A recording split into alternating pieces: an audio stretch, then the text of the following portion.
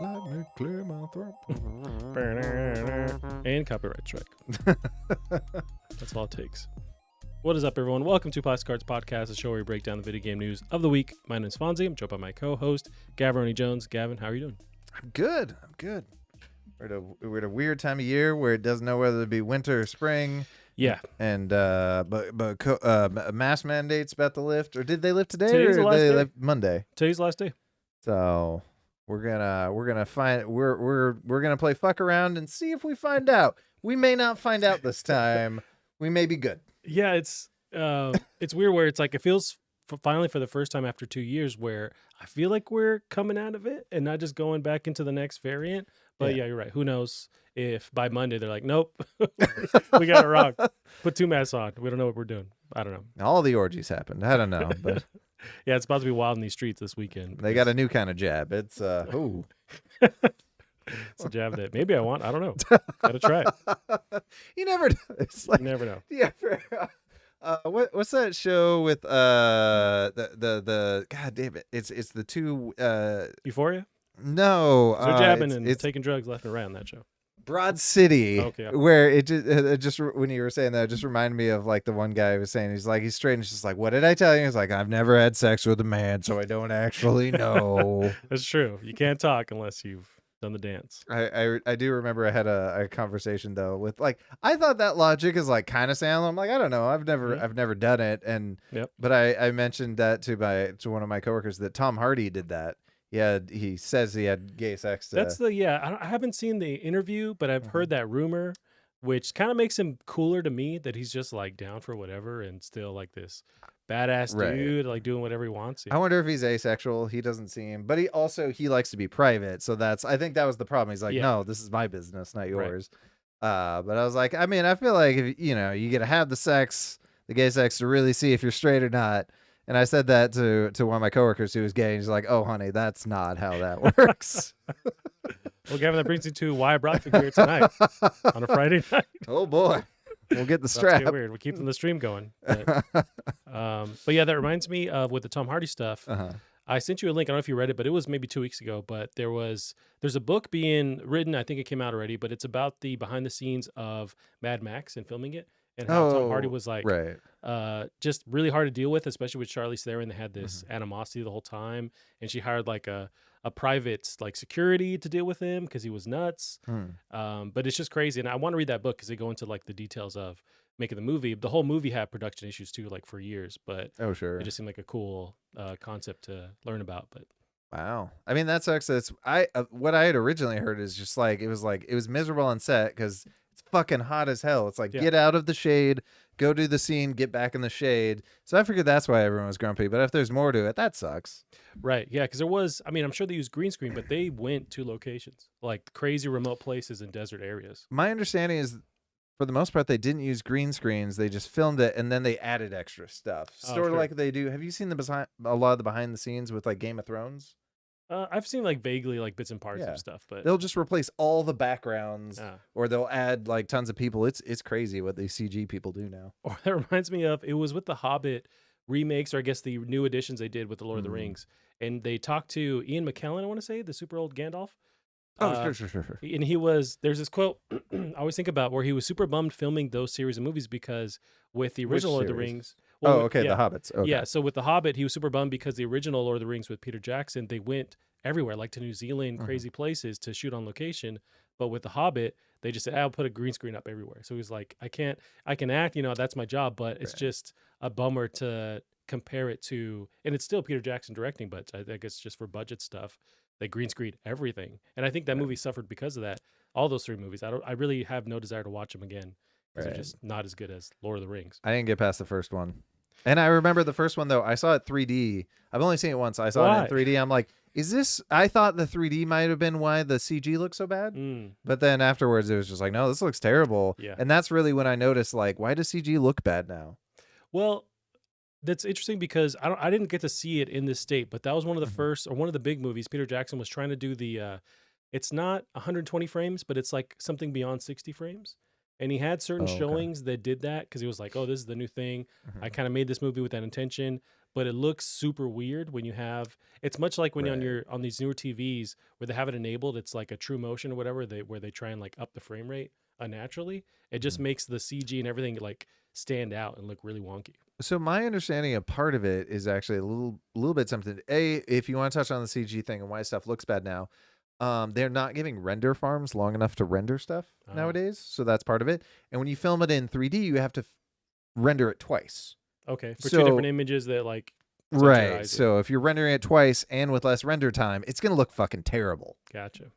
And then the other thing is with that, and like a lot of movies, we don't think about how good they looked because you were just so into it. But with the older Lord of the Rings, they used a lot of miniatures. And that stuff really stands the test of time when you do that. Like Shocking. Terminator 2, we talk about that's my favorite action movie ever because they do a lot of that. I think even one of the ones I was watching a thing on this recently, but like in these practical effects, like Gotham Knight, we don't think about. They flipped a fucking truck.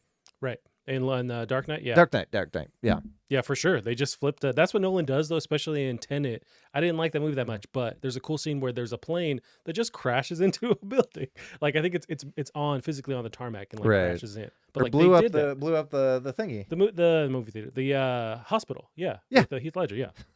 And it's just that stuff it just will last for 1,000 years and just still look that cool because they physically did it.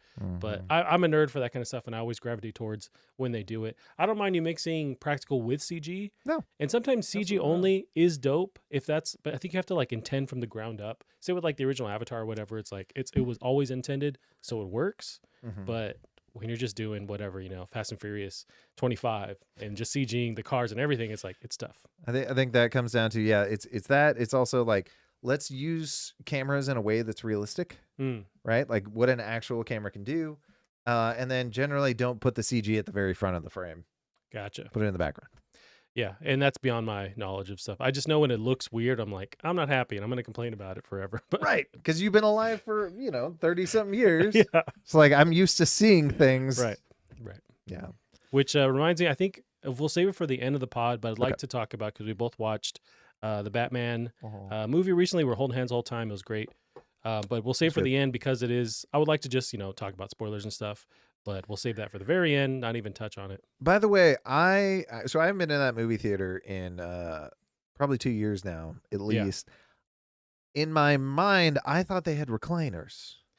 Yeah, they have fancier seats, but they don't recline. But now the Tri-Cities one, that one is like Right. premier. You can recline them. You can reserve your spot, which now the Orion can do, which is should be a standard. But I also noticed they didn't turn the house lights, and this is just nerdy dumb stuff. But they didn't turn the house lights off all the way.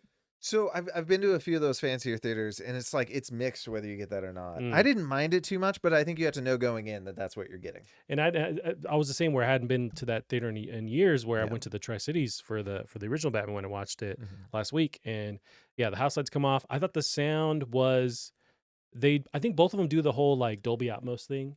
Oh, sure. Which reminds me, do you remember when that movie theater was first built? For at least 2 years, they played that intro of Dolby Atmos to let you know, hey, you're watching Dolby Atmos. So they had a little. Are you talking back when the Orion was first? Yeah, Because when the Orion. I wasn't here. Oh, okay, gotcha. That could have been it because okay. the Orion. That's first when the whole Dolby Atmos was like taken over. So because of that, they'd play this 2-minute long intro, just showing you how it's important and talking to the people making it. It's like that's cool. I want to watch the movie though. Right. And then, although all of that, is fine, but it was just like too long. You want to watch a movie, but then the one in Tri-Cities, they're I don't know if they do Dolby Atmos, but I thought it sounded better watching it there, just Right. like the bass and what's going on. But The one Tri-Cities does have one thing that freaks me out is like a arcade cabinet for Beat Saber, Beat Saber. It's like this is how you spread pink eye, 100%. and they kept that rolling. It's been there because we've gone a couple times through COVID, and it's like that's still been there. You have to wear the mask to Yeah. watch the movie, but I don't know what it's like.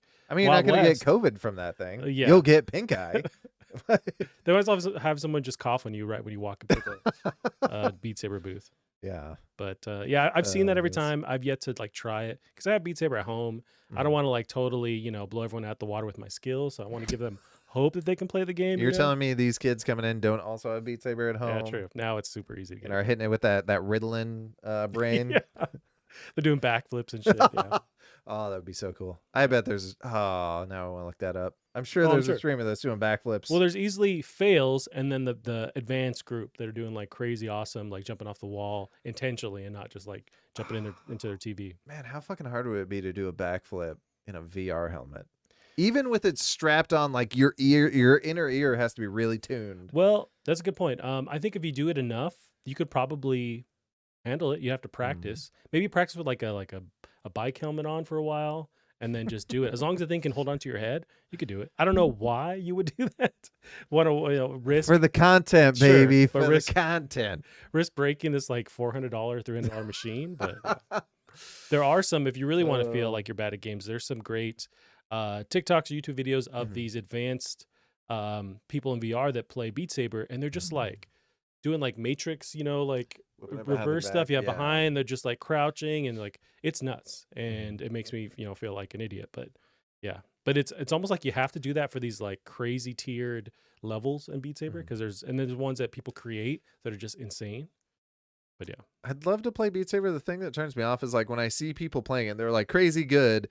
It has like, it seems like it's even more harsh than like Guitar Hero in terms of like, oh, you fucked up like 4 times. Well, game over. yeah, and that's something you can toggle in the options, because originally when I started playing, it gives you a couple of chances and then game over, and it just hurts the like momentum, because like you're trying to have fun and get into it, and then because everyone sucks when they first start, it just stops it. But you can turn it off, where you can just keep playing and not hit any notes. You can even turn off the direction on the notes, so you just have to physically hit them. Okay. Yeah.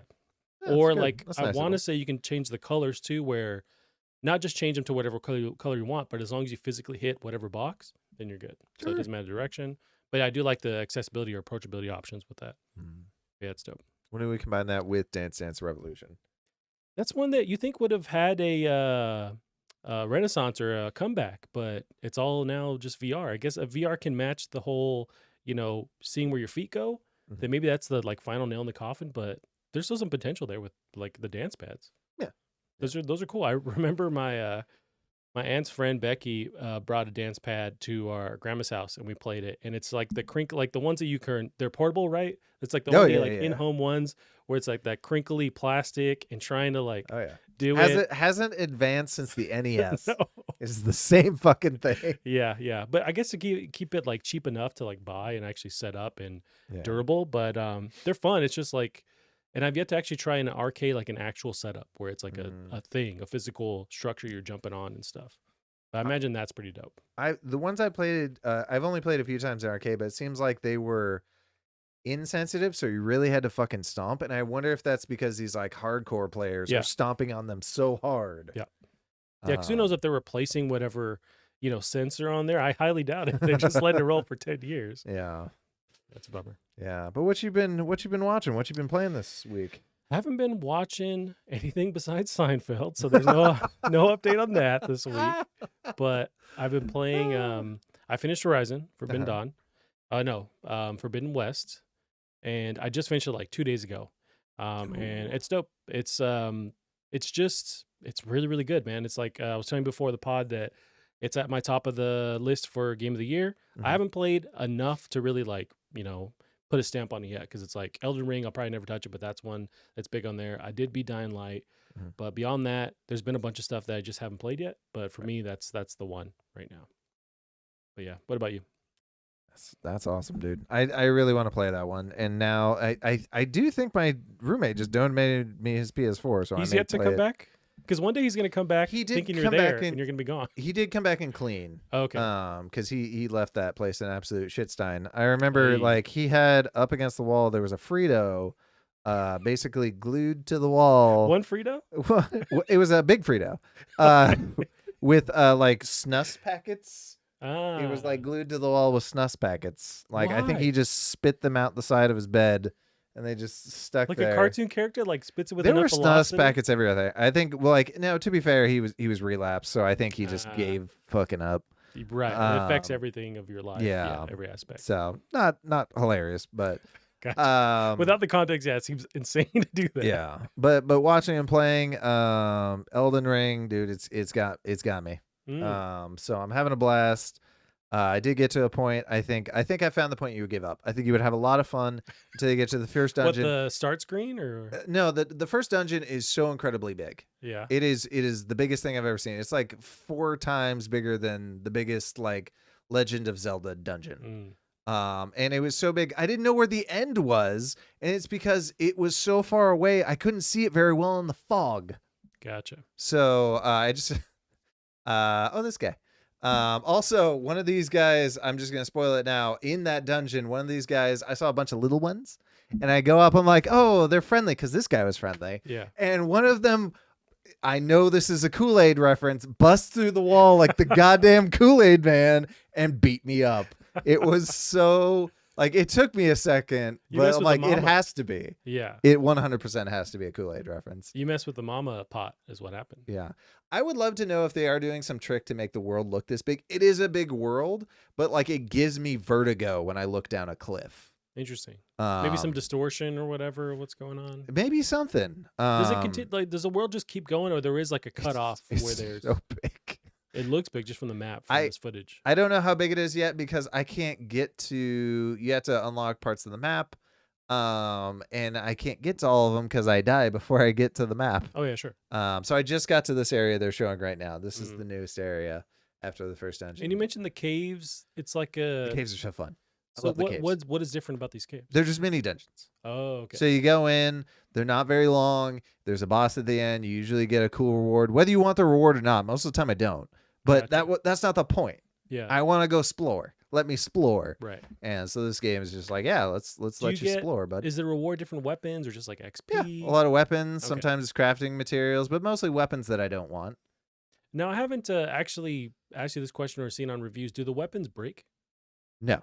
Okay. Nor do they degrade, which I believe they do in some previous Soulsborne games. That'd just be an extra, like, fucking diarrhea on your experience, at least for, like, a newbie. I imagine for these veteran players, if they want to, like, enable that, great. But, like, for me, that would suck even more. Yeah. They've honest to God, to my understanding, because I talk about it with my coworker who he's played all the games, except for, I believe, Bloodborne and Sekiro. So Dark Souls and Demon Souls. And so I'm just comparing. I'm like, hey, is this the way it was? And he goes, yeah, it was like that, but it was harder. And here's why. Okay. So they've definitely rounded off a lot of the corners. Now, do you know what a run back was? No. So a run back was your save point compared to the boss of a dungeon is a little bit away. So when you die, you have to run back. Now, when you get there the first time, usually you want to fight all those enemies, but once you get good, you're going to find a way to run there past all the enemies, get through the fog door where they can't touch you. So that's the run back. It's an inconvenience. They've basically gotten rid of the run back. Oh. And they've gotten rid of weapon degradation. There's a lot of stuff. It's really pretty streamlined, and it's still kicking me in the dick. Although I have found at this point really... And I've kind of been cheating. I've been letting the game cheat a little bit for me. If I get into a boss battle, tell me how to cheat at this game, please. Yeah. No, absolutely. But that being said, you might want to look up how to do it when you play it. How to do what I do, because I would have missed it. Yeah. And everyone's saying like this is the easiest thing to miss is how to summon ghosts. And they help you, right? Oh boy. Okay. Oh boy, do they distract the enemy, and that's all I need them to do. And then so you can summon. I'm just summoning up the wing wang. Yeah, anybody. When I get stressed, and I'm like, I could spend because the first boss, even with like a free summon that it gives you, not a ghost but a summon, it still took me 2.5 hours. Oh dang. And so after that, I'm like, I could be here for 5 hours. And no pausing, right? It's like it's got to be consecutive. Yeah. Pausing. There is a way to pause, people have found. And I actually did it the other day, but I had enough time to navigate the menu to get to the help menu. Do you pray to From Software to like give you a chance? You go into the pause menu, you select an item, and then you select the how do I work this menu option, and it will pause it. Oh. So these are little ghost guys. Yeah. There's no limit to the amount? Or yes, there is. Oh, okay, gotcha. Or at least you have to have enough mana to cast them, and I have jack shit for mana, so I can do one summon before I have to refill my mana. Gotcha. But man, it's a blast. I've been playing that. I played a little bit of. There was a game that was shown off at the Game Awards. Have a Nice Death. I vaguely remember this. Yeah, I was very excited. It looks like it looked to me like it's got a ton of personality. It's got its own kind of personality, but it reminded me of Hollow Knight, or is it Hollow Knight? I think you're right. Yeah, with the art style. Right. So it looked like a very polished Hollow Knight. The thing I didn't realize, this is a roguelike, and I really wish they hadn't fucking done that. The level generation is incredibly boring. It's not even like technically wise to make these levels, programming wise, would be the easiest thing in the universe. There's almost no logic to it. You're just going left to right. They're really boring. The enemies are not fun to fight. Which sucks because the animation is brilliant, the sound is brilliant, the effects are brilliant, but it has bad game feel. Gotcha. With the actual controls or how you feel when you're moving around? Yeah, like both. Like especially when I'm fighting, and it just made me think of like, that's what what's it called? What's that one game where you're crawling around? It's all pixelated. Now there's about 1 million of those. Yeah, no, I think it even had Souls in the name too. God, was it Titan Souls? I want to say. But it was a Souls, but pixelated. I mean, Titan Souls was it top down though, or it was 2D? Side scroller. You actually played it. Interesting. I couldn't think because my brain doesn't work. Anyway, but yeah, so this it looks like it should be amazing. It's not. But something that was honestly really fun though was was it the Valve game you're talking about? The Valve game. Oh, I played the Valve game. Now, it was fun. The last time I couldn't think of the actual name. It's not going to blow your mind. But help me on the actual name because it is. I wrote it down. Aperture Desk Job. There we go. It's fun. Again, not going to blow your mind, but it's a fun little jaunt. It's 30 minutes long. I do remember that it's short. Yeah, pick it up, play it, have some fun. So what do you think of it? It's fun. Yeah? That's it. What are you doing exactly? You're just kind of solving puzzles? You're testing. Gotcha. He's got toilets for you to test. I'm not even fucking joking. You are a tester for these toilets. But all kind of like just toilets or various objects in this, world. He has an idea for a new toilet and he wants you to help him like pitch it to the boss. And that's the game. That's the whole game. Again, it's 30 minutes. Yeah, we don't have much time for plot. Right. It does have that. You mentioned that it does have a form of. They got a great, the best voice actor for the surprise. I want to know who the robot is. I don't know who the robot is. That's one thing they nail, especially with Portal 2, is just that's really where they started with this crazy voice acting. That I mean, I can't say that because Gladys in the first one is one of the best, antagonists ever. But in the second, in Portal 2, you have, I forget his name. He's a well-known comedian actor, but he's the voice of that other robot that's helping. Fry? No. Or the other one? He's in a bunch of stuff. He's this tall, gangly dude, British guy, but he voices the helpful robot. I think he's Stephen Fry's acting partner. Who's the opposite of Stephen Fry? I'd have to look it up. Wow. But I know what you're talking about. But they nail the voice acting again in this game. Oh yeah, absolutely. It really makes me want to go back to this world. They do some interesting things with the world a little bit. They're not really doing that much, but they kind of flesh it out a little bit, which still makes me wonder. I know this is supposed to be part of the Half-Life universe. I almost wish it wasn't. So it could be its own wild and crazy thing, because this doesn't feel like Half-Life to me. Gotcha. What about Portal? Because Portal is Half-Life, but it kind of creates its own lane where it's comedic and weird and self-aware. And yeah. So you're just testing out toilets. You are testing out toilets. Don't watch the whole thing though. Gotcha. Now I wonder if of course the gameplay is short, but is what you're actually manipulating pretty simple, because it seems like it's geared towards the Steam Deck, but you can play it on PC. It's controller only basically. Gotcha. And there's a few things like you have to type some stuff in. If you get any further, you're going to run into spoilers. Okay, well, I'm going to reverse here. But yeah, aside from how can you spoil testing these toilets over and over again? You'll have to find out. Okay. Carve out 30 minutes. It's free. I do want to. Yeah, I know you told me you were playing. It's like I got to try it, but I totally forgot. Aside from that, movies and shows. I watched. I'm still working my way through the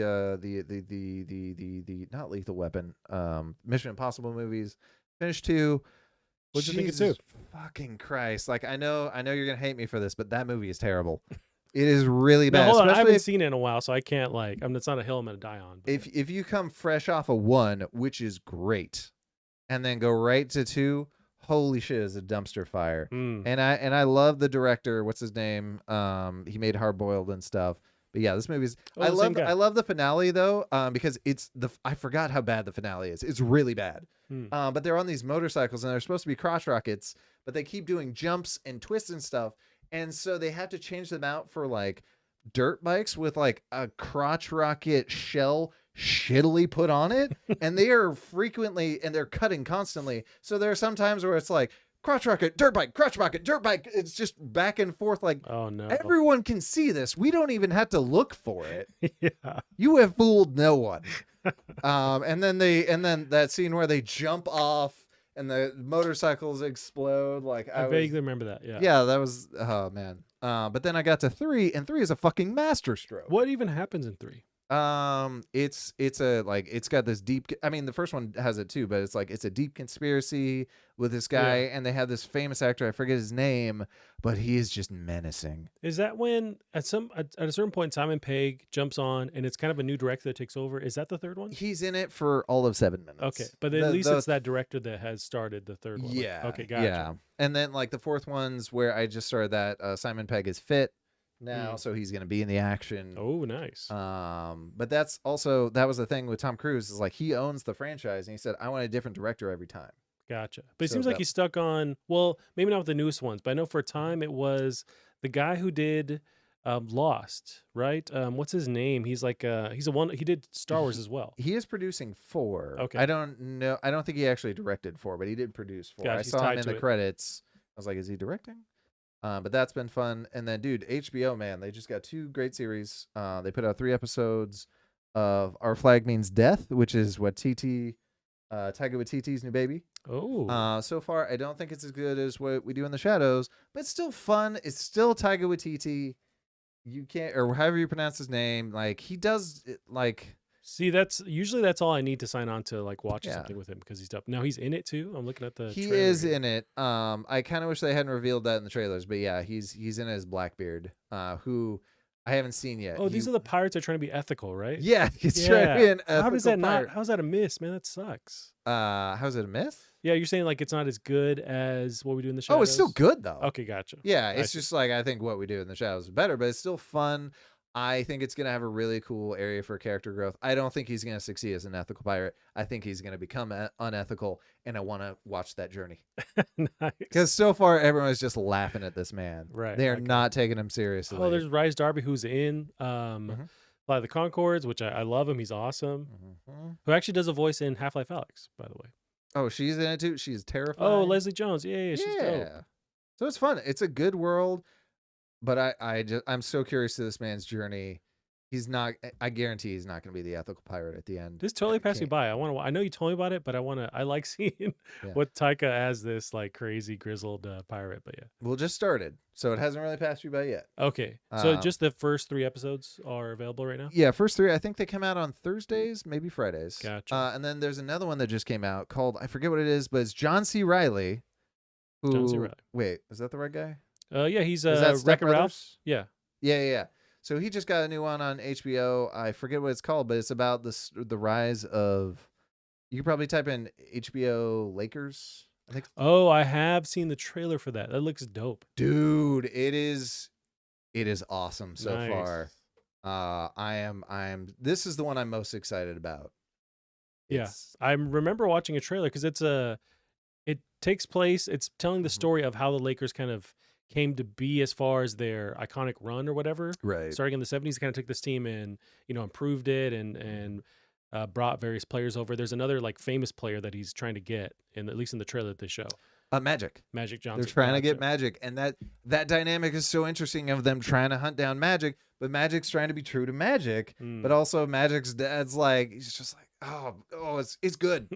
This is like, it's crazy how like at the end of the day, like even like a decent sports movie is like an awesome, inspiring movie, and this is gonna be, it's gonna be good. I forgot. Yeah, I watched the trailer and it's awesome just from the trailer alone. Yeah, and I know they're trying to get Magic Johnson, but also they go into the John C. Reilly's character because he originally does something else, and then he like buys the Lakers somehow. He traded in his real estate empire basically.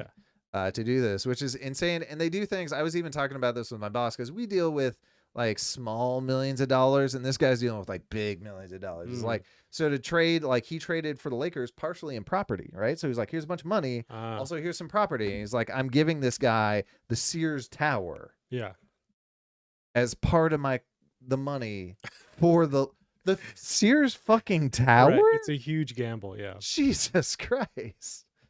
So, man, this is the one. Got to check that shit out. Dang. Yeah, it kind of reminds me of when you mentioned like the sports aspect to it, because I'm not like fully engrossed in the only really the sport I watch is like UFC. Right. But when it comes to this kind of stuff, I did find myself getting really obsessed watching. It's like it's this Michael Jordan documentary about his heyday. I want to say it was The Last also Dance? The Last Dance. It was on somewhere else. Eventually, And I took that personally. Did you? Oh, yeah.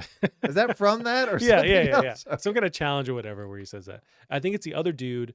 Is it something Peyton? Man, I'm like super in the weeds now. But there's another player that's like very, very good, but kind of gets overshadowed during this whole iconic run of Michael Jordan. Man, that was the era when they were just all celebrities. I mean, there's still a lot of celebrities in it. Talk about it's like the Dream Team or whatever. It's like 3 players. They had Rodman, Pippen. Right. Right. I think it's Pippen that kind of gets overlooked. But yeah, I watched that and it's like I had no just like overall like face value knowledge of it, and it was just super interesting to like hear the details of what was going on years later. And I think that's what I get out of this too. Is like I didn't pay attention. All I knew was Michael Jordan, right? And I vaguely knew the other people because they were in Space Jam. Yeah, that was it. Space Jam, you're on my radar. They were in Space Jam or in NBA Jam. Yeah. And I knew Dennis Rodman didn't pass because of NBA Jam, which they did code into that game. But this is interesting too. I never knew I knew Kareem was just a tall dude, and he had a cool name. Right. I didn't know about his personality. Now we get some Magic's personality. We get the rivalry between Magic and who's the white dude? Larry Bird. Right. Who's a big deal. I didn't know about that. Yeah. Yeah. See, we were like, this is I want to say early 90s to late 80s, and we were kids then. And so I just don't have, like, I know it was happening, but I just didn't know how serious it was. And so, especially with Michael Jordan's run, I know he was a huge star, but I didn't watch all the time. So it's like, I just kind of vaguely, so it's cool to go back and hear the actual details of what's going on, and without the political like responses and stuff. It's like, here's how we actually felt. Here's what was going on. I love that stuff. Right. Yeah. Right. Hey, you're watching some bangers, Kevin. Dude, just bangers. Plus, what? Not Fast and Furious 2. What's it called? Mission Impossible. I think Fast and Furious may be my next one. Either that or the Bourne movies.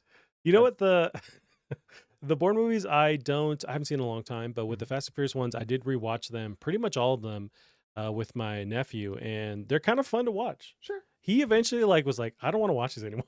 Do I need to pay attention to the plot though? At all? I don't know. I mean, the plot is there, but it's a lot of like family. It's about family. That's all I gotta know. And it's people backstabbing and people coming back from the dead and twins and people remembering stuff all of a sudden. It's a lot of that. Like literally that's what's happening in the movie. But it's good. It's a soap opera. You got people turning evil. 100%. It's a soap opera. Okay. I'm down. Yeah.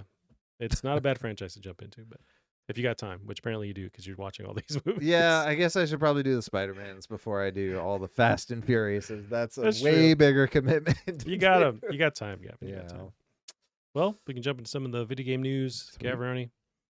We got the first one here, some quick fire news. We got some news on Overwatch 2 finally. So there's an Overwatch 2 update. Is there? Yes. So I have the actual video here that I skipped on. Here we go. As I skip to it. I'm not convinced this hair isn't CG.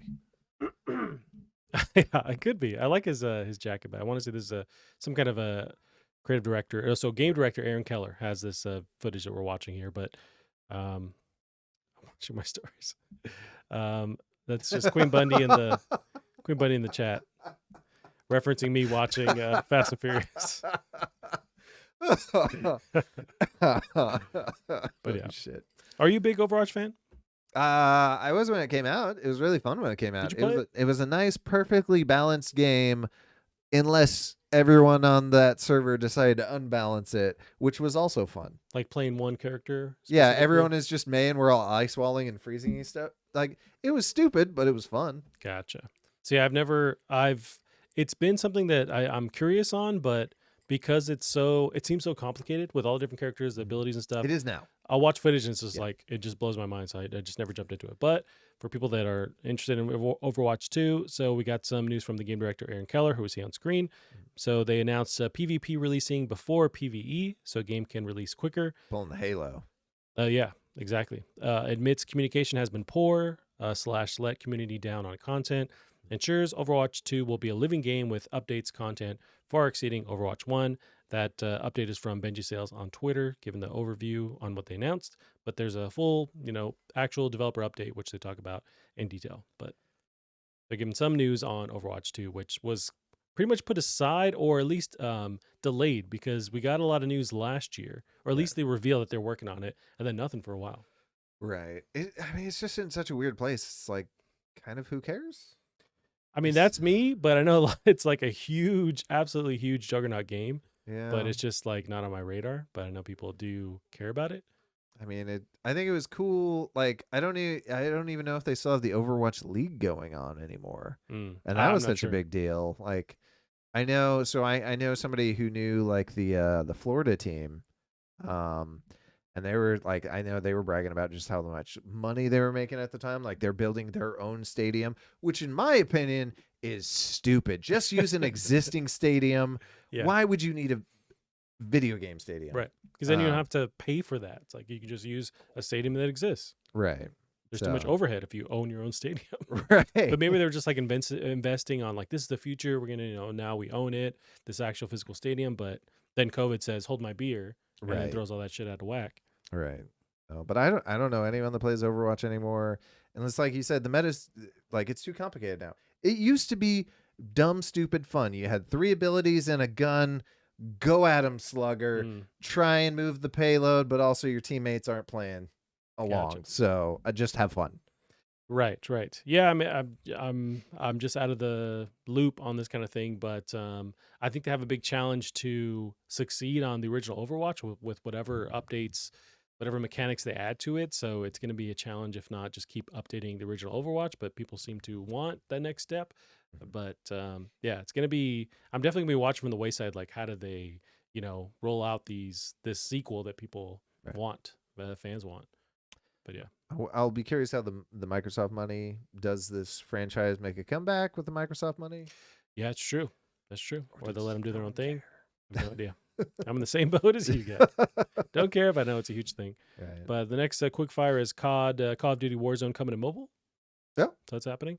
So a little scuttlebutt here from the actual announcement. Oh, Warzone. That's Warzone. Oh. Yeah, because there is Call of Duty Mobile, which is actually apparently like huge, successful on mobile. But from IGN, they have the detailed breakdown. Activision is developing a brand new AAA mobile version of Call of Duty Warzone. The game isn't just a straight port, and Activision is still hiring developers to make it. Warzone on mobile likely won't release for a while yet. So the initial reveal that they're working on it, trying to get devs to join the team, but it's a full-blown. I don't know how they're going to get Warzone working on phones, but phones are so crazy now. Fortnite works on a phone. Yeah, that's the thing. Yeah. It is, just more realistic visuals and resolutions and blah, blah, blah, but I'm sure they can figure it out. If not, get the actual amount of players on the actual map smaller. But yeah, which that's a nut they have to crack because mobile's it's something we take for granted because it's not our scene, but it's a crazy part of the game industry. It's huge. We should get into that scene. That way we can start our YouTube videos, right? It's like Raid Shadow Legends. Yeah. I've been playing this new, like those super cheesy commercials, like, oh, we're like soldiers on Tetris blocks in the ocean. Oh, and they're just being way too reactive. Yeah, I know exactly what you mean. A lot of the YouTubers that I'll watch, like Jace 2 Cents, who breaks down like PC stuff. Oh yeah, they always have their Raid Shadow Legends ad bit in the beginning, and it's like I think Hard Drive Online. They do like these. It's almost like the Onion for video game news. They did one on Raid Shadow Legends, like the first player to actually play the game. Happened recently. It was just it was a joke, and I'm butchering it, but the fact that all you see of that game is ads, like who actually plays that game? Right.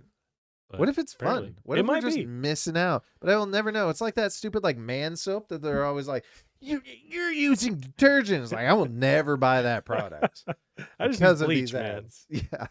Yeah, I know it's like Sasquatch. There's a bunch of them. Squatch. Yeah. Oh God. All right, Gavin. Let's talk about something we do care about. We got Dead Space remake news here. So excited. I'm not even a fan of these games, and I am fucking. You're not a fan? Did you play them? Jacked. Oh, you don't like the spooky scary No, I games? did buy I bought one at full price not that long ago. Okay. The original. And the graphics still hold up. They don't look like this. No. I mean, they can't. But they still hold up. It's really, if you just up-res the textures, the game looks great. Which that reminds me, maybe a year ago when we were at the old place, I played Dead Space 2, the PC version, and it lets you go all the way up to 4K. And yeah, you're right, where it still holds up. It's it's a good game aside from the dated visuals, but like the visuals aren't that bad. It's on the same vein of like Resident Evil 4, where it's like it's still you could play it and have the exact same experience. At the same time, am I super crunk for a full blown remake? Absolutely. But we got a dev diary or stream where they talked about EA talked about some of the details here. So as we look at the B-roll, I love that they're showing this. I almost wish they kickstarted this game so they could, because it feels It's kind of like a EA, Kickstarter where they're giving you these updates and saying, "Hey, here's what's going on." Want to let people know what's going on. I found that interesting too because they almost don't need to do that. It's a huge, well, I consider a huge property that's been kind of left by the wayside, and it's EA who absolutely can afford to foot the bill, but they are revealing a lot of the game, and I wonder if this tactic will pay off. Where if games in the future that are rebooted or what have you go, let's try and reveal as much as we can as we're working on it to maybe. So that when you sneak up on the release and you don't have like a Halo Infinite situation, people are like, "Whoa, what is this? We don't like this." But if you show them, then you're gonna run into that. Oh, it's what they call the thing. the what? The Craig? Yeah, Craig. Yeah. Whereas this is still pretty ugly, but it's just like the promise is there. Exactly. But a lot of people don't give a fuck about promise. A lot of people aren't going to care about this. We're going to care about this. Right. But that's true. Who, are a majority of gamers going to be seeing this footage, or they're just going to actually walk into GameStop, Walmart, and see, oh, Dead Space 2. I've heard about that. Right. But I do like this tactic. I go back and forth. It's like, I don't know if they need to do it because I'm super excited for it, but I'm also not mad at all seeing the little bits of little updates, and it seems like they're following that same idea with Dead Space. That lighting looks really nice. Yeah. Like when he flipped out his gun, you see the way. Let's get turn back. Oh, the flashlight turns off when you're reloading. Oh, I hate it. That's great. Oh, I hate it. It's like there's other games that have done that. Was it like Fear? There's other games where you had either Doom flashlight, 3. yeah, flashlight or gun. It was like, oh, dude, yeah, that was Doom. Yeah, you're right. Oh, yeah. But they did break down some of the advancements they're doing with the dialogue. So this update here is from IGN. During a recent live stream for the upcoming Dead Space remake, EA Motive announced a new dialogue system titled Alive. So main protagonist Isaac Clarke will have 3 dialogue variations: normal, fatigued, and injured. Each has drastically different ways Isaac delivers dialogue in-game, as the developer demonstrated on the stream. We also got a Dead Space remake. They're shooting for early 2023. So they actually have a window in mind. So did you watch this stream? I did not. I just compiled the actual gameplay footage. Here's from the actual, let's see, the YouTuber here is Gamer Spry. So but I didn't watch the actual full-blown stream. So I wanted to tell you, as a former dev, I'm very excited about this game. Like the tech they're pushing, this reminds me of like, and I've done this with my own games, and I think it's the best way to do it, is get your other teams involved, not just the designers, not just the programmers. Get the other teams involved, make some tools for them, see what they think will do well. And you can tell that's what's going on with this audio, because they have made some tools that clearly only audio people would request. Because the audio team was bugged about little audio things in the original game that no one would fucking notice but them. So like you're entering from outside and you do a sigh of relief, but you still have your heartbeat and your breath going at the same time. So you essentially hear your voice twice, which no one fucking noticed, but it bugged them. Right. And so their workarounds. So they built 2 big systems that have me really excited here. There's so a big thing with what's the lighting thing people do, ray tracing. Yeah. Have talked about is like, what if we did ray trace audio? And we were talking about that recently. Yeah. And instead of saying hold my beer, the dev space said like, I'll just put my beer down while I do the thing. We don't need to get that fancy. Yeah. So they made like a node based like ray tracing thing, which is way fucking dumber and is going to do the exact same thing. Whoa. So that's the way to do it. Yeah, it's going to be CPU wise. It's going to be incredibly easy. Yeah. You don't need a GTX card or whatever, RTX card, and it's gonna sound great. And they did some material stuff. Like it's quality.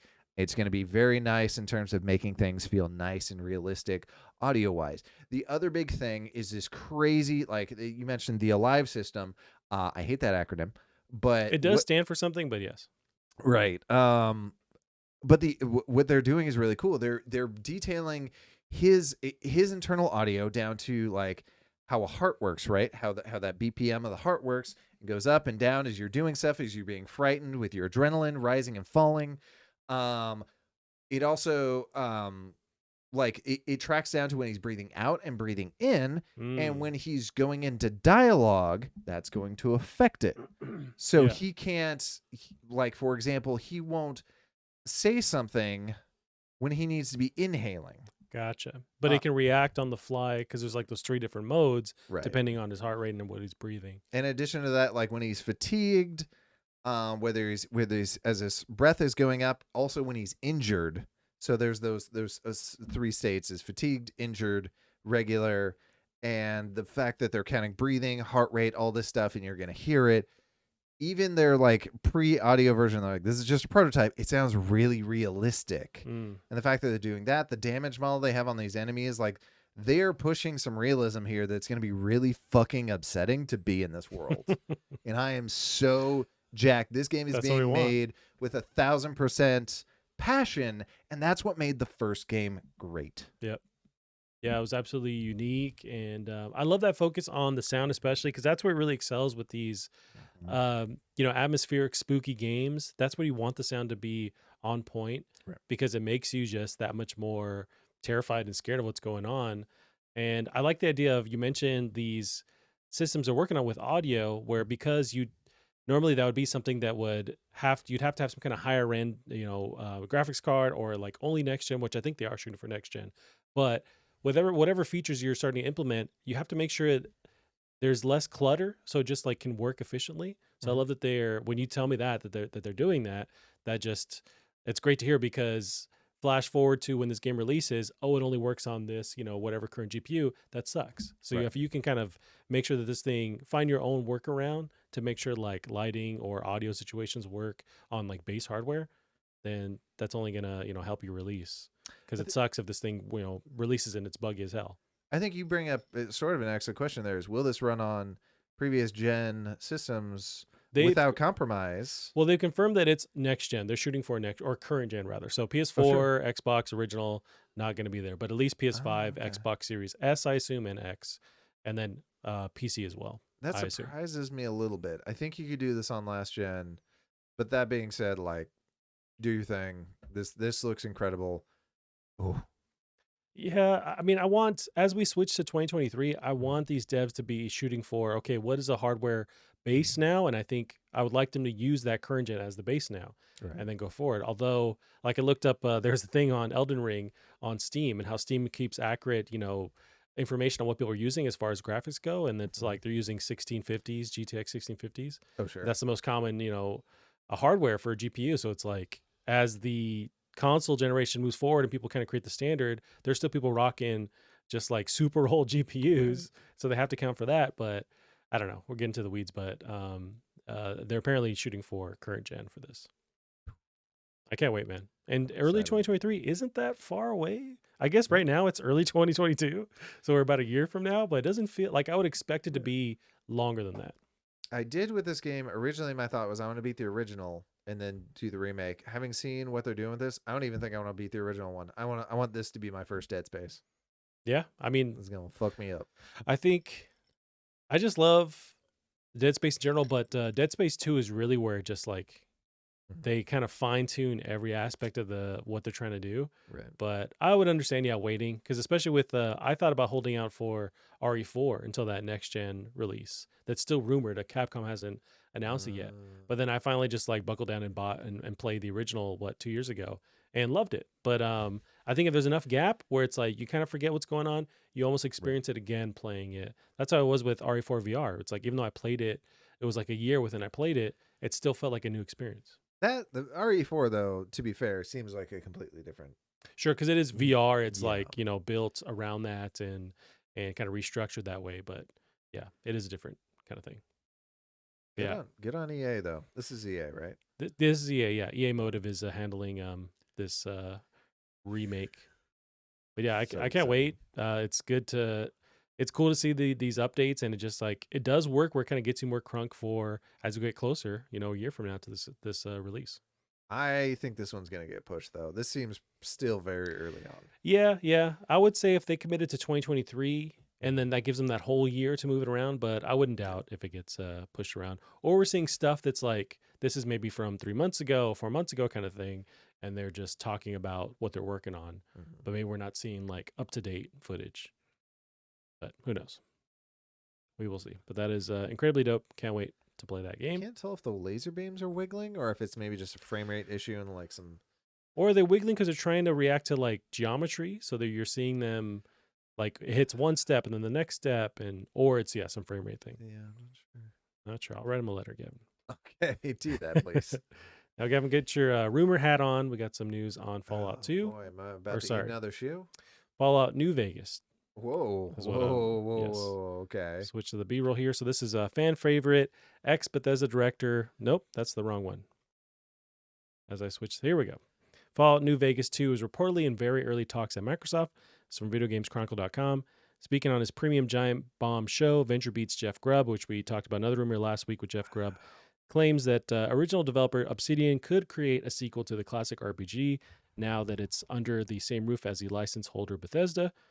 Says, quote, "This is very early, but people have begun to have talks and say these words in sentences." And these words are Obsidian. This is not under development at all. Hey, I don't know, man. Jeff Grubb seems to leak stuff pretty often. So he says, and these words are Obsidian and New Vegas 2, Grubb said. We're talking years and years away. There's at least an interest in conversations happening about making something that's actually reality. Obsidian is currently working on active updates to Grounded, the new RPG Avowed, and Outer Worlds 2. But how do you feel about these very early conversations possibly happening with some kind of sequel or New Vegas related thing? I'm excited. Have you played New Vegas? Yeah. What would you think? Because I have not played it. It's one of my favorite ones. It took me a while to actually wrap my brain around it because I just loved Fallout 3 and that vibe that it had. And for some reason, the desert aspect to Fallout New Vegas didn't catch on to me, didn't latch on. And so it took a while before I tried it. And then once I did, you have the story options, which are, a lot of people's favorites with the different factions you can align with. I just found more fun in that world. I just love the different vaults you can understand, like their take on Vegas itself. But I loved it. It's very much one of my favorite Fallouts. It is crazy watching this footage. And I remember at the time thinking these graphics were showstoppers. These graphics are amazing. Especially with Fallout 3. When they first, I remember that I knew nothing about Fallout. And then eventually it was E3, whatever, 2005 or whatever. They have that trailer where they show the actual, I think it's like a TV screen that zooms out into a bus, and then you see war never changes. Yes, and then as a Ron Perlman often did that intro, and then eventually have that Enclave soldier, with the armor walking around. I was like, oh, dude. And then you see eventually we got footage. You have the VAT system, which I loved. I know a lot of people didn't like VATs, but I like being able to specify different aspects of people and then how like over the top gore it was. But I was a fan from then on. Yeah. That'd be cool. I hope they do it. Like they say, like you said, they are saying years and years, very easily years and years and years. Cool. Now, here's the question. Will it beat the next Elder Scrolls game? Yeah, that's where it becomes tricky. And I would hope that Bethesda does give this away to another dev, especially now that they have Obsidian under their umbrella, as the article says, where it's like they're the ones who handled the original, assuming they have the time to actually start working on it. They'd be the ones to hand it off to, at least to give you time while Bethesda itself internally works on the next Fallout that they want to do. Right. This would give it would give more energy to that property, because Fallout 76 was controversial. A lot of people didn't like it. It was so buggy at the launch. And it's kind of not dead in the water, and they've been updating it still. But I think it's just not. It doesn't have the same taste in your mouth as like a Fallout game. Yeah. And so if you could hand it off to the other dev team that actually provided something that was on that level and give time for Bethesda to work on their next entry, it seems like a no-brainer. But as we talk about like what Obsidian's working on, they have 3 big games that they're doing, at least that we know of. So who knows before they can actually tackle this thing if they're going to do it. I'll be really curious to see the future of Obsidian. I think in terms of hype-wise, well, I feel like the hype for Obsidian is somewhat niche, even though I always forget they're the ones that made the Stick of Truth. Did they? Which is like, honestly, God, one of my favorite RPGs of all time. Yeah. But they've got this quality. I think they're ramping up. Outer Worlds showed a lot of promise. Right. That Grounded game, honest to God, I hate survival games. I hate them. I've had so much fun in Grounded. Yeah. I think these guys are on an upward trend. They could be the studio to beat here in the future. Yeah, now they have the money of Microsoft behind them where it's like they could staff up and handle all these different projects and handle something like Fallout in addition to cranking away updates to Grounded. They have Avowed, which is huge. People are really excited for that. I'm excited for it.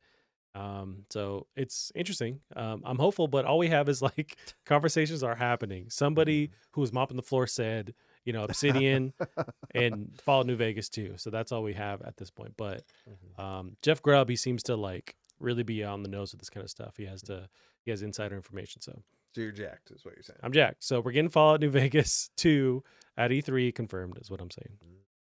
Yes, that'd be amazing. Directed by who's the guy that did Psychonauts? Oh, yeah. I can't think of the name for some reason because we were on the spot. But yes. I actually thought it was funny in an interview they did with him after he won some big award. They were just like, so do you want to work on any other franchise with Microsoft now that you're bought? And he goes, absolutely not. No, I'm just going to make my own stuff. No Gears of War, with his spin on it. Yeah. Tim Schafer makes Tim Schafer originals. Yeah. I think you hire him. We talked about it before. It's like you hire him for that. You let him... You lock him away, let him do whatever he wants, blank check, and let him do what he wants. Right. And he does let his employees do their own thing. Like some of those smaller games they put out, that was just employee ideas they did during those game jams they do, the Insomnia Fortnite. So he does let people take the reins, but that's cool. Yeah. Nice, Kevin. Well, we got the next article that I skipped over originally. Fan favorite ex-Bethesda director Ikumi Nakamura introduces new studio Unseen. So you might remember this person from E3s in the past. Oh, her! Yeah, so she's starting her own studio. Is she not still working on Ghostwire? No, so she left a little bit after Ghostwire was announced. And she was the best part of that presentation. Right, exactly. So she kind of left the actual studio after that. She actually, in this interview with IGN about the new studio Unseen, she talked about how she had a kid and is kind of like looking at different opportunities and started her own studio. Oh. And it's just very early on. So they're in this empty studio itself, empty building, and the actual video goes into concepts of what the studio is going to look like. So it's very super duper early on, but it is happening. Now, Fonzie, I know you're a fan of the thick frame glasses. What could I do to convince you to get these cool under glass only glasses that she's rocking at E3? I have to flash back or like reverse. They're in the footage. Yeah, it is just the bottom. There's no top frame. I don't know. For me. I'd give it a try. If they're cheap enough, I'd definitely try it out and see. Maybe I can Photoshop my face in there and see. I'll just cut her face out, put the glasses on me. But if they're cheap enough, I'll try. You see me wear definitely weird glasses, so I'll try them. I think the only ones I can't rock is like the Matrix, where the Morpheus they snap into the nose. Buddy. Those are tough. Have you ever seen the people that get the piercing right here and they put the glasses attached to those? No. I would just be so fearful that something would snag that. Yeah, I'm not. I'm not trying to fuck around and see, as they say. Ooh. But just some reminders on Ikumi Nakamura, if I'm saying it correctly. So she worked on The Evil Within 2014, Evil Within 2 in 2017. She was the creative director on Ghostwire Tokyo, which actually is coming out very soon.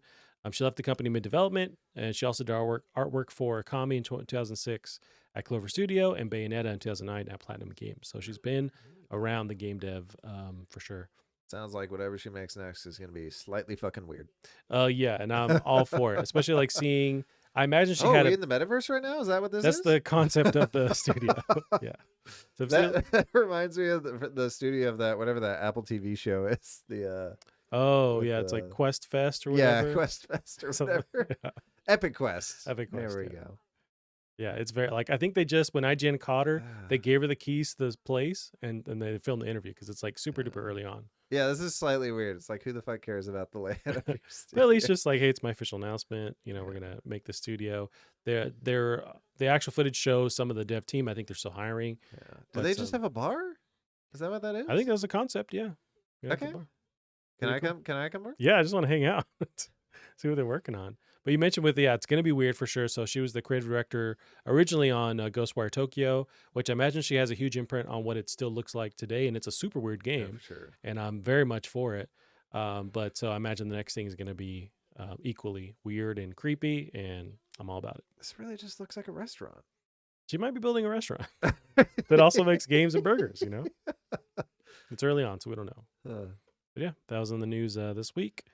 Let's go to the next one here. I don't know how familiar you are with this, but it's been pretty big online. So hackers now demand NVIDIA should make their drivers open source or they leak more data. So this is from VidaCards.com. It's been not leaking, but like this news has been coming out over the past 2 weeks now. So following now multiple reports of the ransom cyber attack on NVIDIA servers, the hacking group Lapsus now demands NVIDIA should release their drivers for Windows, Mac OS, and Linux as open source, which isn't going to happen. Should NVIDIA fail to meet this demand, which they already have, the group threatens to release chipset files, graphics, and silicon information for existing and upcoming GPUs. So all this stuff has happened. So these hackers have released a lot of internal data for NVIDIA. So since last week, hacker group Lapsus has released the credentials of over 71,000 NVIDIA employees, allowing the group to release their own. Yeah. So they released their own malware NVIDIA drivers that people can accidentally download to, which is a huge no-no, and obtain around 1 terabyte of company data. They have leaked upcoming internal GPU codenames, as well as data pointing to a custom GPU possibly for the next iteration of the Switch. So that was last week. People were seeing these code words that only the Switch used for the last time they had NVIDIA make their custom chip for the Switch, which is whatever that codename is, has a 2 on it. So people were thinking, oh, is that the Switch 2? It's the Dolphin 2. Yeah. Was that the GameCube, I think? I think the Dolphin was the emulator. I can't remember what the GameCube actually was. Yeah. Or maybe they did name the emulator after the chip. I think Dolphin, when I think of that, it's GameCube, but could be Yeah. wrong. So Lapsus demands NVIDIA make their GPU drivers open source, as well as remove current software that limits crypto mining on its cards. So it's a lot of crypto bros who are very angry. I mean, the crypto bros will always find a way. Yeah. They will always find a way. I wouldn't worry about that. I don't know. But they've already hacked them. It's like, it's happening. I know there's some layover with Samsung because they use like their stuff for making chips and they've been hacked already. Yeah. And it's a whole shit show. But it's because the demands they want are so incredible, because NVIDIA is going to like release this sensitive information on the drivers or limit this crypto mining stuff. So it's never going to happen. So they're just going to keep leaking stuff as well. That sucks. Yeah. So I don't know what happens with that, but I guess everyone just suffers, and yeah, this is our life now. NVIDIA just rolls out the next, RTX 40 or whatever, even nobody can buy the original ones, but yeah. But it's interesting. But terrible. Yes, that's been happening the past couple weeks. So let's move on to some positive news. We got. So I assume you've watched this. I've only seen a couple of these vids, so I'm watching this in real time with you. I know a lot of people had the same reaction to you, as like, do Dino Crisis. Right. And I have such little experience with Dino Crisis. I played a little bit at my buddies on a Dreamcast, and I got terrified when I had to sprint through a room filled with dinosaurs. I was like, this is the end. I'm just done now. Which I just love the idea of Dino Crisis. Never played it, but when you have a team that's made, zombies as iconic as Resident Evil has, it's like it's a great idea to do that same thing with dinosaurs. I don't know if Dino Crisis did that exactly, but people really love that, have fond memories of that franchise. Sure. But the actual game here is, people thought it was going to be Dino Crisis. It's Capcom revealed Exoprimal coming to PS4, PS5, Xbox in 2023. And here's the trailer. This concept just looks fucking ridiculous. Nice. Yeah, I haven't seen any footage. I don't know what engine they're using. You haven't seen this? No, I just heard people saying, "Oh, it's not Dino Crisis," and they were bummed. Yeah. But you're fighting. This is what Anthem should have been. Is get in your mech, and then we're just gonna. Well, I'll let it speak for itself when it happens. They tried, right? Because you're fighting, actual monsters, animals on a planet, and robots. But in this case, we're gonna be on Earth, and we're gonna have a portal that just fucking rains down velociraptors. Damn, it's like the Abyss or whatever. A lot of those dinosaurs are dying in the process. Nah, they're fine. Okay. It's a video game. Interesting that, because they have this property they're sitting on, but they said, let's make something new. Maybe they're not tied to whatever by doing this new thing. I almost get with the attitude of this, like almost like Devil May Cry vibes. And if anyone can do that, it's Capcom. Yep. That's their whole jam. They're just diarrheaing dinosaurs into this cityscape. Very much like Earth Defense Force vibes. Yeah. But it looks legit fun. Just throw a million velociraptors at me and give me a gun. And I imagine there's classes you can choose, like a melee heavy, like that guy, and then shooting. The shield guy actually looks really cool. I'd definitely be playing this guy. with my quality here? Oh, we're watching the 480p. No big deal. There you go. Jesus. Yeah, it looks. Jeez. Whoa. It's enough slices, man. It's enough dinosaurs.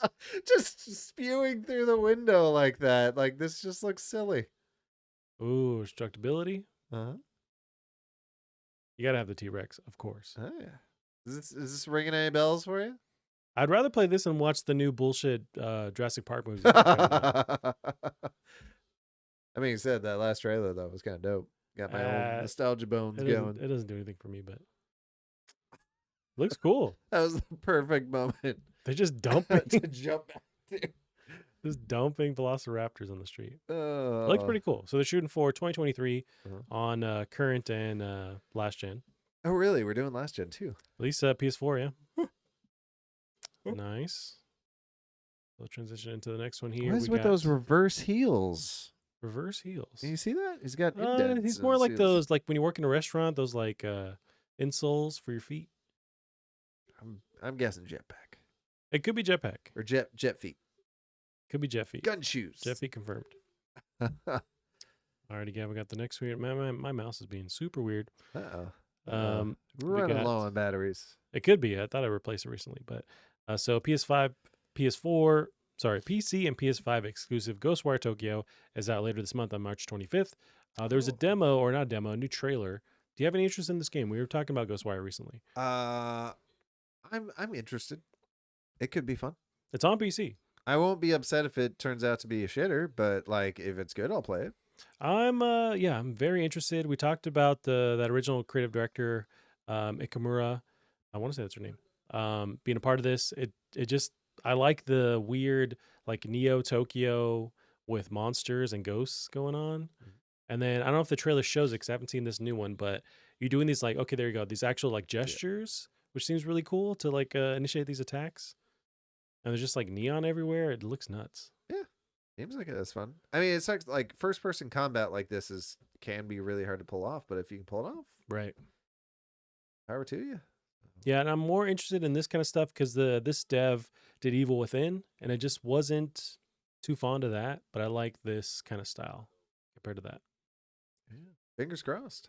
Yes, fingers crossed. My mouse shits the bed. The next one here, Forspoken. I don't know if this is on your radar. So it's an upcoming game from Square Enix, was just delayed from May 25th to October 11th. Is this the pretty one? It's a pretty one, but it also got a new trailer here. So I was on the State of Play as well. But it's this kind of fantasy sort of open world RPG-ish. Yeah, it's the Square Enix team. One. Yeah. It looks very much like it'd be at times like an Unreal Engine 5 demo. Because like especially when she's running in the desert. I thought it was Unreal 5. Maybe it's just whatever Square Enix is. That's what I think it is. Yeah, whatever their proprietary engine is. That reminds me, something I thought was crazy. I noticed when I was looking at the tools for the Dead Space thing, Frostbite. Oh, interesting. Yeah. I forgot that they were still having people use that. Yeah. I guess it was built from the ground up, but still it has issues. But this game, it's a looker, man. I'm a bit bummed because this was on my radar, but at the same time, there's enough out that I still have yet to play. Like, take your time. That is a good jump from like May to October, but you have extra months to polish it, so not mad at it. I don't know if this year is going to be the same as I feel like last year was just banger after banger, even though most people disagreed because they're crazy. But I wonder if this year is going to be kind of the same. Oh, I'm down. Yeah. We're fucking surfing on lightning. Lightning surf. Say less, fam. Right? I'm in. That was my favorite part of Tinykin. I was surfing on a little bar of soap. Oh, right. I could do a kickflip. If she could do a kickflip, game of the year. 100% she's going to do a kickflip. You can't have surfing or skateboarding. If you don't do it, 0 out of 10. If you do it, 10 out of 10. I wonder, like, man, you must be able to get so OP in this game because it's just. I imagine eventually, yeah. It's just you're exploding half the screen with a different superpower in every single shot. Right. They just let their. I think they let their effect team design the game.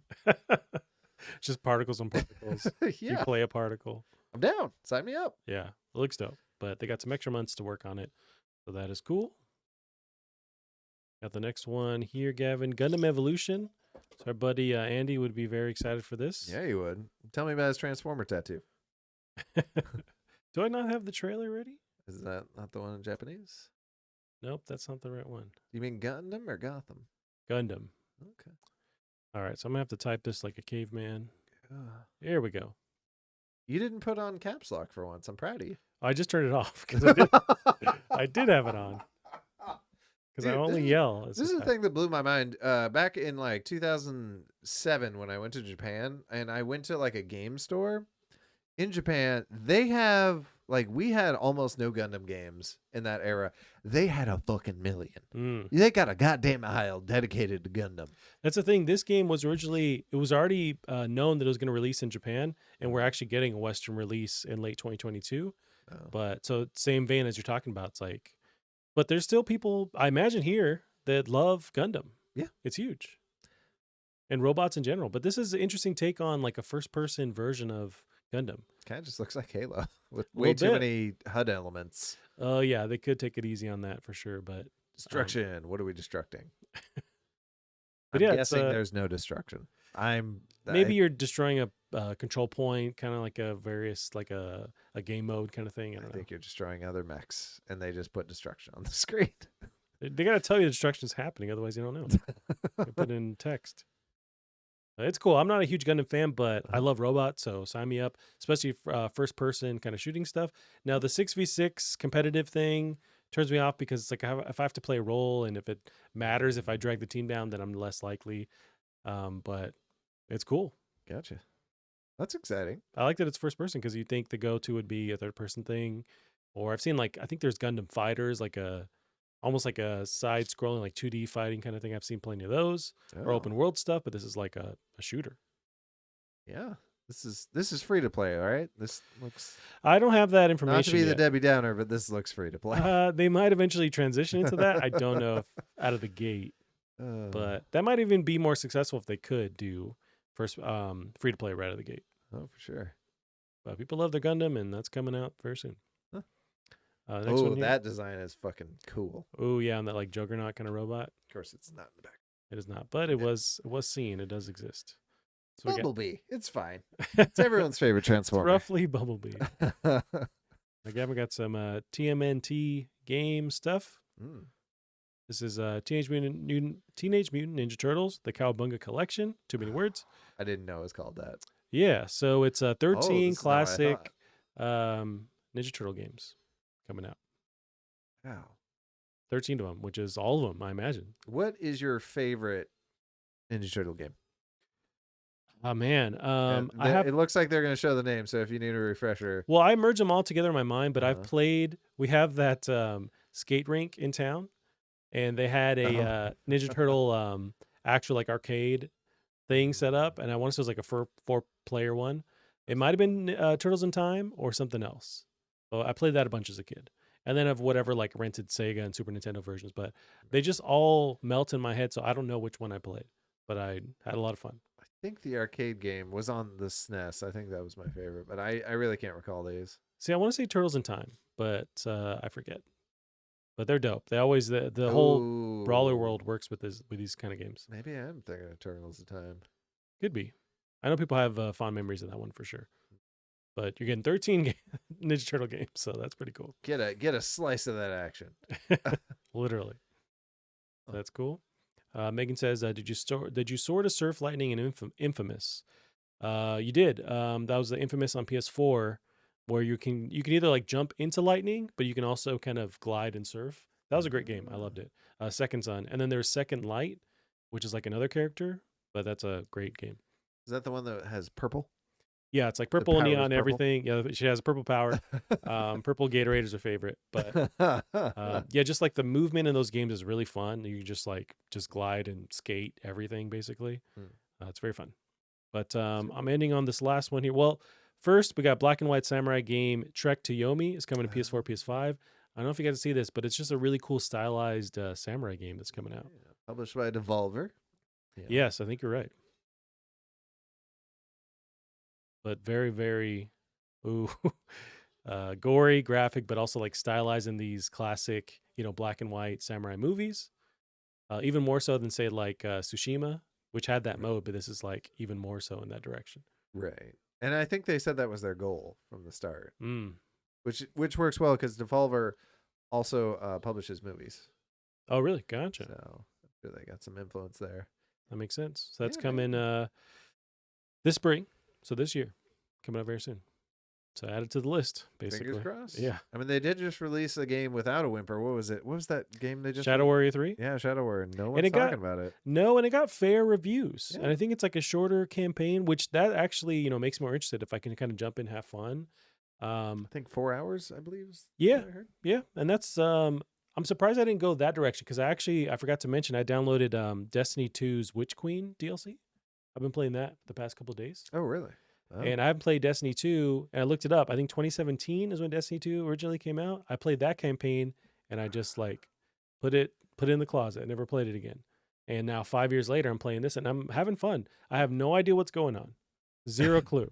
The plot, like, I think they killed the sphere thing, the guardian at some point or whatever it's called. Maybe, I don't know. I think that happens in the first one, but there's stuff that happens in the second one. There's like a new baddie, and now there's a new baddie that's like crazy cool. It's basically like you're in this world that looks like a Dungeons and Dragons, you know, role demo or something. Yeah, it's like these crazy characters. It's very in that direction, but you're still shooting stuff, and it's very fun. But I just have no idea story-wise what's going on. That's fine. They tell you who to shoot, and you shoot them. The guns were really good. The movement's really good. I enjoy it. But I'm very early on. I'm like maybe 3 hours in. But oh, damn. Having a blast. But I was also thinking, I kind of forgot about it because that's what reminded me, is that Shadow Warrior 3 did seem interesting, but I just forgot and decided to go with Destiny. I think the one thing which I kind of want to play Shadow Warrior for is they have like the glory kills, right? But you can use something from the guy you just glory killed. So it's like, oh, pull out this guy's eyeball and throw it at the next guy. Gotcha. Or you spike off these ones to get a boost in the air. So that seems kind of neat, kind of fun. That is cool. That is cool. But something real quick though. So Returnal's got co-op. It does. Are you gonna? I got you, fam. Oh, I didn't actually see that tab there. Oh, yeah. All right, that's perfect. So Returnal to receive a new survival challenge mode as well as original campaign co-op this March 22nd. Do you think they just make it even harder? Well, I think that challenge mode it's like Tower of the endless Vesuvius or something. Yeah, that one seems like the next step up if you want another challenge, which I don't know how you would because the game's already super hard. But if you're one of those insane people that could play it, then yeah, there's that extra DLC content. But then what really piques my interest is the co-op mode, which I haven't heard anything if they're scaling the difficulty or it's to like the base mode difficulty with the campaign buddy. That's more in my direction where it's like I'd love to play with somebody else but still have that. If I had another extra set of hands, I think we could both handle it. Do you will Callum play this one with you? We talked about how we both were at the same level. I think he was able to kind of proceed further than me, but we both kind of hit a wall where it's like we couldn't really play anymore. Jesus, so how late game is the stuff we're seeing? This looks insane. I'm not very sure. alien. Yeah, the whole game is very much in that vein, which is why it was such a bummer that I couldn't play it because it's so cool looking. Right. And a huge influence to the Alien movies and is H.R. Geiger with like the art style. So I'm gonna really try and link up with Callum, and if we can play this, that'd be dope. That'd be a cool one. Or maybe they link you up with another random person.